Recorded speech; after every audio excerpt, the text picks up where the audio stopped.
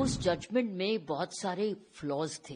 एक public outcry unnecessarily injustice नहीं मांगता, पब्लिक आउटक्राई जस्टिस मांगता है. दाद देते हैं कि उसने बड़ी बहादुरी दिखाई, अभी भी बहादुर है. माननीय ऑनरेबल सुप्रीम कोर्ट, इसी उस जजमेंट में बहुत सारे फ्लॉज थे और सबसे ज्यादा फ्लॉ ये था कि एक इलेक्टेड एमएलए को आप पब्लिक सर्वेंट नहीं मान रहे, जबकि जजमेंट्स अवेलेबल हैं कि वो पब्लिक सर्वेंट हैं.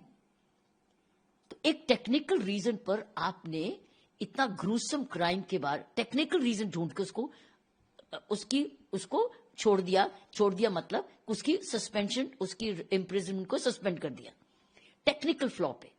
और साथ में ये भी ढूंढने की कोशिश की कि नहीं, वो 15 साल कुछ महीने की थी तो बालिग नहीं थी. दो टेक्निकल रीजंस. ये आप भूल गए कि क्राइम क्या हुआ, बलात्कार हुआ, और वो भी एक लड़की से जो 16 साल से कम थी. ये तो एडमिट कर रहे हैं कि 15 साल 9 महीने की थी, सो 16 साल से कम थी तो बालिग तो थी. और दूसरा टेक्निकली, क्योंकि कानून में, दूसरे कानून में ये पब्लिक सर्वेंट नहीं है.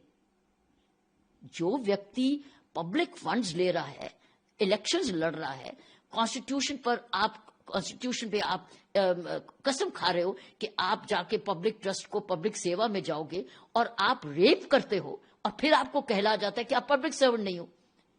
कानून तो ये कह रहा है कि बैंक एम्प्लॉय भी पब्लिक सर्वेंट है. सो इसका मतलब क्या ऑनरेबल उस bench of the high court ने ये देखा नहीं कि ऑलरेडी कानून विजिट कर रहे हैं, कानून जजमेंट्स हैं अवेलेबल. सो इसलिए, लेकिन ये भूल गए कि क्राइम क्या हुआ. ये तो नहीं कहा उसने कि क्राइम नहीं किया, क्राइम तो किया. उस क्राइम की सजा मिली है. उस क्राइम को क्या कहोगे? क्योंकि वो बालिग नहीं है, क्योंकि वो पब्लिक सर्वेंट नहीं है. ये कहां की रीजनिंग है? इसीलिए तो पब्लिक आउटक्राई हुआ. और पब्लिक आउटक्राई अननेसेसरली इनजस्टिस नहीं मांगता, पब्लिक आउटक्राई जस्टिस मांगता है. तो जस्टिस मिल गया. ऑनरेबल सुप्रीम कोर्ट ने वो दे दिया जो पब्लिक आउटक्राई था कि. और मैं आपको, मेरी नजर में इस लड़की के साथ एक बार ये विक्टिम नहीं हुई, एक रेप नहीं हुआ. उसका बाप भी मर गया, उसका वकील भी मारा गया. She was a victim many times over. She is not victim once. एक बार ही नहीं विक्टिम हुई है. जो उसके साथ हुआ वो अलग, बाप के साथ हुआ अलग, उसके वकील के साथ हुआ अलग, और अब चौथी बारी आप उसको सजा दे रहे हो जिसमें कह रहे हो कि नहीं, वो तो पब्लिक सर्वेंट नहीं है और तुम तो बालिग नहीं थी, तो जाओ. इतने ज्यादा. और फिर वो लड़की अमीर नहीं है, वो एक गरीब परिवार की है. उसके परिवार ने किसी हद तक उसके साथ सपोर्ट किया और खुद विमेन वॉलंटियर्स ने उसको सपोर्ट किया शायद. लेकिन दाद देते हैं कि उसने बड़ी बहादुरी दिखाई, अभी भी बहादुर है, अभी भी छोड़ने को नहीं तैयार है. इसीलिए जब उसने आवाज उठाई और उसके साथ जो विमेन वॉलंटियर्स थी जो जुड़ी हुई हैं, उन्होंने आवाज उठाई सारे देश. और फिर मीडिया का रोल तो था ही. मीडिया ने उसका सारी बात बताई और साथ में जो आर्टिकल्स आते रहे, पेपर्स में आते रहे, उसकी वजह से दरवाजे खड़काने पड़े और सुप्रीम कोर्ट ने आपको न्याय दे दिया, न्याय वापस दे दिया. लाइफ इम्प्रिजनमेंट तो लाइफ इम्प्रिजनमेंट 20 साल होती है, इसमें तो 20 साल जाएगा. उसमें एक फादर की डेथ के मर्डर के लिए तो 20 साल है, लेकिन इसको 6 साल क्यों आपने? सो इसीलिए मैं समझती हूँ सुप्रीम कोर्ट ने वो दिया जो जस्टिस डिमांड कर रहा था, बनता भी था. और टेक्निकल फ्लॉज बहुत ज्यादा थे जो मैंने भी पढ़ा जजमेंट्स के बार, क्योंकि बहुत अच्छे वकील आपके मीडिया पे आए हैं, उन्होंने एक्सप्लेन किया जजमेंट्स को, पुरानी कोर्ट की जजमेंट्स को. तो क्या उन जजमेंट्स को भी अनदेखा कर दिया उस हाई कोर्ट के बेंच ने? तमाम भद्दे कमेंट्स किए जाते हैं उसको लेकर के. उसके पिताजी अभी बीएसएफ में हैं, सर्व कर रहे हैं, और इस तरीके का कमेंट, उसकी मौत हो जाती है मारने से, मार पिटाई की जाती है, उसके भाई के साथ भी मार पिटाई की जाती है. कैसे आप देखती हैं उत्तराखंड में ये पूरी घटना, नॉर्थ ईस्ट का वो बच्चा, कैसे आप? इसका जवाब मैं as a former police officer दूंगी. वो ये कि हमारे ग्रास रूट में हमारी जो पुलिस है इस वक्त सिर्फ रिएक्टिंग पुलिसिंग बन गई है लॉ एंड ऑर्डर के लिए जबरदस्त, क्योंकि उसके pressures of law and order इतने बढ़ गए हैं कि हमारी प्रिवेंशन पुलिसिंग ग्रास रूट पे नहीं है.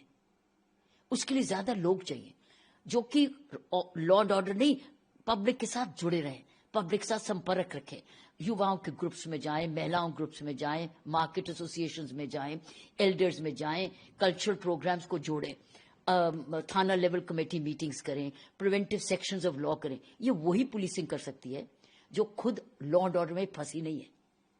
इस वक्त हमारी ज्यादा पुलिस अब लॉ एंड ऑर्डर में फंसती जा रही है।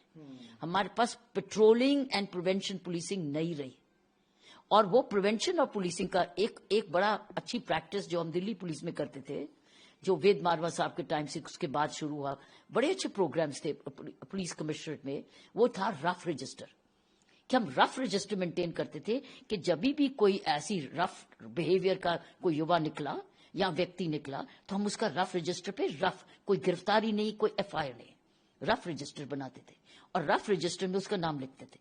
उसके बाद संपर्क करते थे उसके साथ। वो हेट स्पीचेस पर इसी हॉस्टिलिटी में ही करते थे, जो कि लॉ कानून को अपने हाथ में लेना। और उसको साथ जब जुड़ते थे तो उसको संभालते थे, सुधारते थे, किस ग्रुप का बन रहा है, कहाँ शुरू हो रहा है, उसके माँ बाप के साथ जोड़ते थे, उसके एल्डर्स के साथ उसको जोड़ते थे ताकि वो सुधर जाए। हम सुधारक पुलिसिंग बनते थे छोटी उम्र से, जहाँ 14 साल का लड़का 15 साल का पत्थर भांग रहा है, ये कर रहा है, छेड़ा लड़कियों को छेड़ रहा है, तो हम लोग ऐसे रफ रजिस्टर बड़ा है। लेकिन रफ रजिस्टर के बाद प्रिवेंटिव सेक्शंस ऑफ लॉ भी होते हैं जिसमें एफआईआर दर्ज नहीं होती है। आप जमानत लेके माँ बाप का और बड़ों का कंट्रोल वापस ला सकते हैं। तो ना माँ बाप का कंट्रोल, ना बड़ों का कंट्रोल, ना आपका रफ रजिस्टर, ना आपके पास प्रिवेंटिव सेक्शंस ऑफ लॉ, तो सीधा ही एफआईआर पे आ रहे हैं ना आप, क्योंकि आपने उन लोगों को बड़ा होने दिया, नजरअंदाज किया, उनको ओवरलुक कर दिया।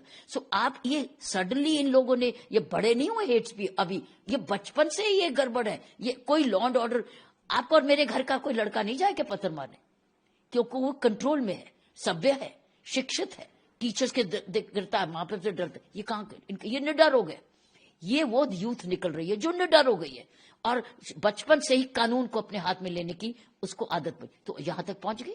मैं ये कहूंगी इसको प्रिवेंशन करना बहुत जरूरी है। हमको ज्यादा से ज्यादा patrolling police and preventive police जो कि, और साथ में कल्चरल फेस्टिवल्स, एक कल्चर नॉर्थ ईस्ट का फेस्टिवल, एक वेस्ट का फेस्टिवल, एक सेंट्रल का फेस्टिवल, एक पंजाब का फेस्टिवल, ऐसे फेस्टिवल्स, कल्चरल फेस्टिवल जहां एक दूसरे से मिलते हैं, आप कुछ जानते हैं, समझते हैं।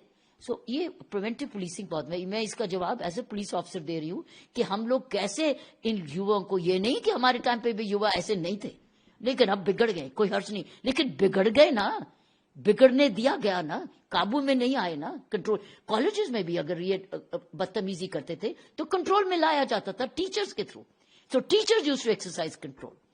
वो जो कंट्रोल चला गया है उसकी वजह से आज ये हरकतें हो रही हैं, और ये हरकतें नहीं जाएंगी अगर हम beat system, preventive policing, rough registers और पीस प्रोसीडिंग्स को वापस मॉल में लाएं, जहां आपके पास जमानती होते हैं, जमानती और माइनर और एग्जीक्यूटिव मैजिस्ट्रेट की कोर्ट में पेश होते हैं।